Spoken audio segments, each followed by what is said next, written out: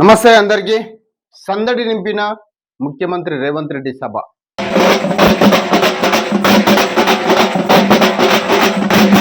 రాష్ట్ర ముఖ్యమంత్రి రేవంత్ రెడ్డి సొంత నియోజకవర్గమైనటువంటి కొడంగల్ నియోజకవర్గంలో 103 కోట్ల నిధులతో చేపట్టిన వివిధ రకాల అభివృద్ధి కార్యక్రమాల శంకుస్థాపన సభ సోమవారం సందడి నింపింది.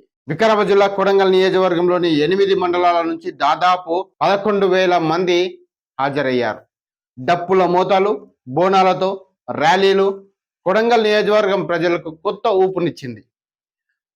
తండాలుగా చేరుకున్న మహిళా సంఘాలు, పార్టీ నాయకులు, కార్యకర్తలతో కొడంగల్ శివార్లోని ఎన్కేపల్లి గేటు వద్ద ఏర్పాటు చేసిన సీఎం సభాస్థలి జనజాతరతో సంద్రమైంది. కళాజాత బృందాలు, ఆటపాటలతో మహిళా సంఘాలు, సీఎం అభిమానులు, కార్యకర్తలు, నేతలు భారీ ఎత్తున తరలి వచ్చి చప్పట్లతో సభను మారుమ్రోగించారు.